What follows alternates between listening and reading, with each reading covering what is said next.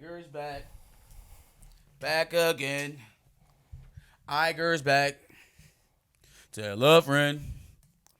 Iger's back. Iger's back. Iger's back. Iger's back. Iger. Now, who's the new CEO? Real CEO. Real CEO. CEO. Anyway, so we recorded a video last week of just talking about Disney Jesus. and what they had going on. And the hiring freeze that was coming up and the budget cuts and all that other stuff that was ensuing from the... Clearly, there's not a hiring freeze now. Not at the CEO position. From the Disney investors call that happened conveniently on November 11th, the same time one of their movies was premiering. But we couldn't even put it out because before we could get it onto the interwebs, that same night, Sunday night that we recorded it, it was announced in the middle of the fucking night that Bob Iger was coming back to Disney. Yep.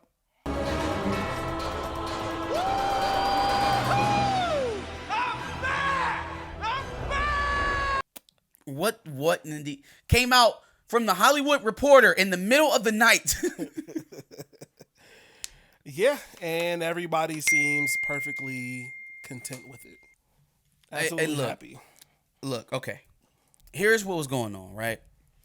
Or from what I've been able to ascertain from CNBC to Hollywood Reporter to Deadline. Bob Chapek was about to take an axe to a lot of Disney in an effort to try to save their financials.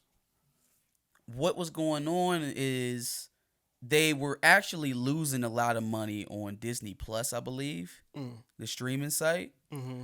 And so I don't know if you've noticed or not, but you started to see some of the Disney Plus titles popping up on the linear networks, the cable channels. Yeah. So Freeform and regular Disney Channel and shit like that, ABC. Like Andor, for instance, they're going to be showing the first 2 episodes of Andor this week on Freeform. And you would think on face value, well, it's just like, it's a way of trying to promote the content. They're trying to get more eyeballs back to Disney Plus. Sure. But what he was actually doing in that was he was kind of hiding the numbers from Disney Plus. Mm-hmm. So in other words, he's rolling the budget for the Disney Plus shows into the linear budget. That way it doesn't look like they're actually taking a loss because they're showing it on linear. He's putting their budgets in there. I guess he's not lying per se, but he's fudging the numbers to make it look better for investors. Yeah. And so again, it didn't sound like it was something new either. It sounded like it had been going on. Mm-hmm. And the CFO has come out and said that she ultimately lost confidence in her ability to do the job and keep Disney financial. And I think that somebody powerful enough to actually get the ball rolling on getting Chapek ousted saw the prospect of Bob Iger being able to come back and rallied the pro-Iger forces within Disney, and they did some Game of Thrones shit and got that man out of there. Because they just renewed Chapek. They just renewed him for 3 years over the summer, y'all. Yeah. And then ousted not even 3 months later. Y'all think that Scott Frost's buyout of $16 million was crazy. Y'all thought the potential buyout of Jimbo Fisher, y'all thought his $86 million buyout was something crazy. Bob Chapek's buyout could probably open a university. You could probably build a university. Yeah. On like several miles of land. Oh, yeah. He could probably build one of the world's biggest skyscrapers. He could probably recreate the Titanic. He could do a whole bunch of unholy things that you do with too much money. Mm-hmm. It's insane. It's insane. Contracts mean nothing in America. Nothing. Yeah. Contracts mean absolutely nothing in America. Yeah, if you got the money to do stuff like that. They mean nothing. And Disney does. Everybody's cheering, right? Oh, the big bad Chapek's gone. The guy who's trying to cut things and save money. Here's where that may not be the best move for Disney fans or even, the people at Disney or the regular employees at Disney, not just the executives that were all involved in this stuff. Bob Iger was the one who set them on this financial, course to lead them to be losing money.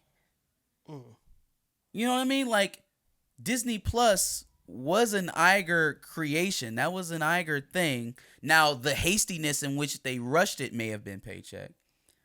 But that was something that was in the works under Iger. The decrease in viewership in some of the franchises, or the type of decrease in interest in some of the franchises. Ragnarok to Thor: Love and Thunder, Iger. Mostly. The Hulk, Iger. Yeah. I mean, I think that by the time that Chadwick had passed, obviously we were on to Chapek. I don't think we can put any of that on Bob Iger, but just some of the decreases that we've seen in the MCU in terms of interest, in terms of box office pool, in terms of something that I just recently learned about, a way of tracking viewership during streaming. It's called a Nielsen rating, which apparently Disney Plus shows are woefully behind on. I mean, they're like scoring behind middle America bullshit sitcoms sometimes, which is not good when you're putting hundreds of millions of dollars into these shows on the Nielsen score. But we've seen those dips coming post Endgame, and Iger was still there. That was Iger. This was Iger's direction. So I know he's the popular face, and he's the guy who's not going to come in and take the axe to the things that you love, but that doesn't change the financial situation for Disney. I've said this for a long time. Like, there are some that don't believe that, Disney got money, they'll just throw money at it and fix it. Okay, sure. Until you're faking financials because your money flow isn't what it used to be, and now you have multi-million-dollar films you invested north of $400 million into, that are fighting for its life to be financial.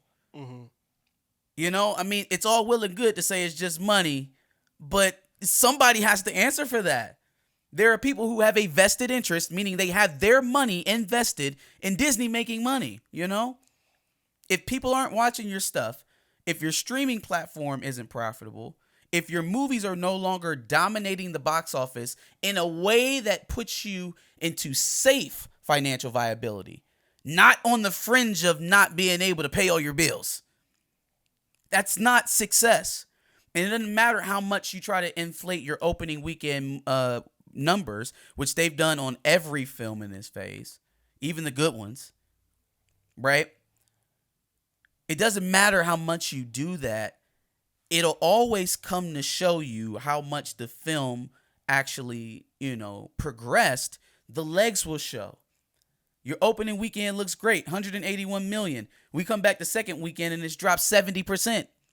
And that has been the standard for Marvel movies for the last year and a half.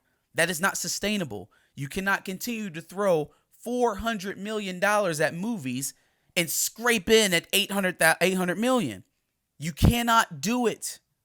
So if the VFX is already looking crappy, what do you think it's going to do when we have 2 or 3 more films that don't hit the mark? Is Quantumania going to be a $1 billion film? I hope so, because I rock with Jonathan Majors. But I don't know. I don't know. The trend hasn't been that it's going to. Well, Ant-Man has had some $1 billion hits in there, but they've been sandwiched in between events. Yeah. Ham sandwiched in between bigger projects that make people, it's another Marvel thing. Let me see. But it's a Marvel movie, let me go watch it. That has not carried over to repeat viewership in Phase 4 at all. Well, No Way Home. But again, Sony. Y'all still have not beat Sony. Who thought that when No Way Home came out, that Sony would have a better film than anything Marvel put out in all of Phase 4? Who would have thought that? Going in. And that wasn't even a perfect film. It was a nostalgia fest. Yeah. It's still better than anything that came out in Phase 4. Sony! Go figure. Maybe Madam Web won't be so bad. Maybe El Muerto won't be so bad. The new Spider-Verse movie, though. That's going to be good. Yeah. That's going to be good. Saying Tom Holland might show up in that one. Apparently, they're going to have all Spider-Man. Spider-Man's in there? Like, even like PlayStation 2 Spider-Man. And, oh, shit. Yeah, like they went deep to find any iteration. Any iteration. Damn, ain't that beautiful when you can have 30 iterations of the same character? Not his uncle or son or sister or whatever. Completely different people with different backgrounds and different origins. But the same character, just different iterations, different, different forms, different mediums. Isn't it amazing how many different mediums Spider-Man has been seen in? Amazing. He also, I think, has plans outside of Disney in the very short term, which might involve selling the company to Apple. Yeah. Which, if that happens, all bets are off. I don't know what the hell's going to happen. They may just reboot everything. And then at that case, Jesus Christ, you're going to let Apple have Disney in the whole umbrella?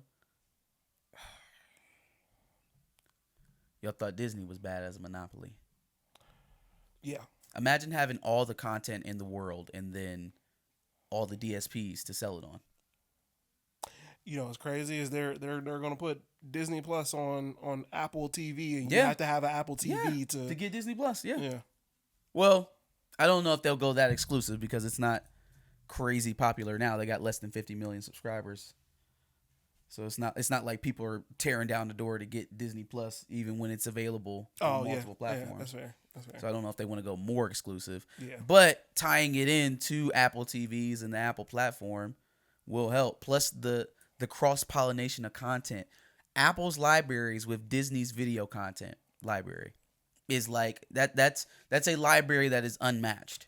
They would dominate music and film and television in terms of content that's shown. They would own such a large piece of the market share between both of those markets.